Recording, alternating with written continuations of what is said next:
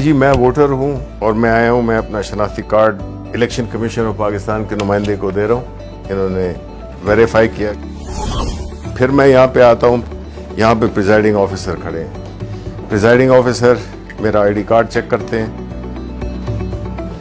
और मुझे क्लियर करते हैं कि मैं अपना वोट डाल सकता हूं। इन्होंने यहां से बैलेट का प्रेस किया और मैंने अपनी पसंद के कैंडिडेट को देखते हुए, इंतखाबी निशान भी है और नाम भी है, तो मैं अपना वोट दे रहा हूं जी जुबैर जट को, बैट। ये मैंने दबा दिया अपना वोट, ये यहां से वोट निकल आया। अब ये मैं पर्ची लेकर और इसको बैलेट पेपर में जो इलेक्शन कमीशन का, वो उसमें मैं डाल देता हूं। अब जब वोटिंग खत्म हो गई है तो सारे पोलिंग एजेंट्स को बुला लिया जाएगा। प्रिजाइडिंग ऑफिसर कहेंगे कि जी टाइम वोटिंग का खत्म हो गया है, कोई वोटर मौजूद नहीं है जो पोलिंग स्टेशन है, सबकी तसल्ली हो गई। आप इस सील को खोलेंगे जो कि पहले इसमें स्टार्ट था, जब पोलिंग स्टार्ट हुई थी तो उन्होंने स्टार्ट का बटन दबाया था, अब ये क्लोज का बटन दबाएंगे। अब पोलिंग बिल्कुल बंद हो गई। अब अगर ये भी करना चाहें, स्टार्ट का बटन भी दबाना चाहें दोबारा, तो ये नहीं कर सकते। अब कंसोलिडेटेड रिजल्ट्स चाहिए, तो प्रिजाइडिंग ऑफिसर फिर आप दबाएं रिजल्ट्स, ये रिजल्ट्स में, और ये आपकी उसी वक्त आपके पास पूरा जो भी कैंडिडेट्स थे, यहाँ पे चूंकि जुबैर जट को एक वोट पड़ा था तो सिर्फ उनके आगे एक वोट लिखा हुआ है, बाकी किसी का कोई वोट नहीं था। ये जो लिस्ट है इसमें प्रिजाइडिंग ऑफिसर साइन करेंगे और उसके बाद जो भी पोलिंग एजेंट्स हैं वो साइन करेंगे।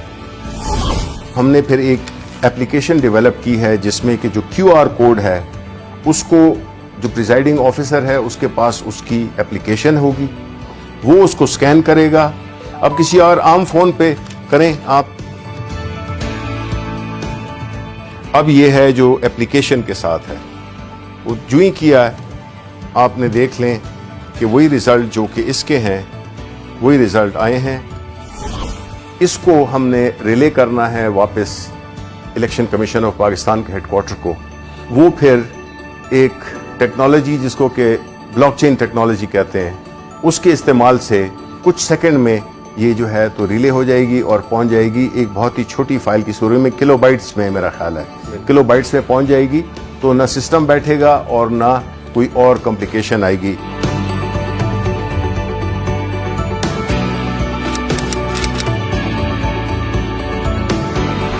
अगर कोई ये कोशिश भी करे कि वो उसी तरह का वोट पहले तो छपवा नहीं सकता, लेकिन अगर छपवा भी ले तो वो वोट इसलिए काउंट आउट होगा क्योंकि हर वोट के ऊपर एक बार कोड है।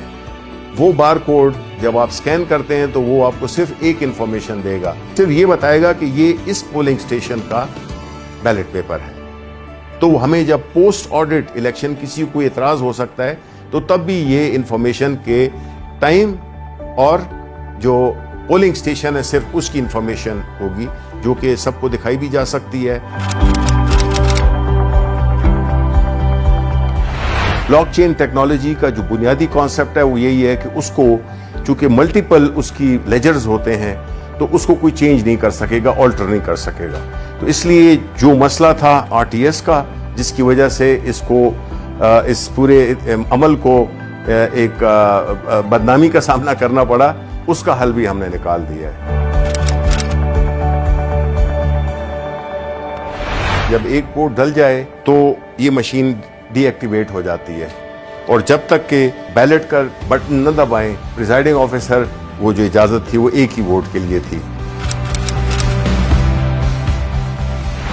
ये सिर्फ मशीन नहीं, ये पूरी एक सोच की तब्दीली है, उस निज़ाम की तब्दीली है। लोग धौंस के जरिए, पैसे के जरिए और मुख्तलिफ गैर कानूनी हथगंडे इस्तेमाल करके वो हारे हुए इलेक्शन को जीत में तब्दील कर देते थे और जीते हुए इलेक्शन को हार में तब्दील कर देते थे। चूंकि एक स्टैंड अलोन मशीन है जिसमें कि इसका न कोई इंटरनेट से ताल्लुक है, ना इसका कोई वाईफाई से ताल्लुक है, ना इसका कोई ब्लूटूथ से है, तो ये बैरूनी असरात से ये बिल्कुल मुबर्रा है।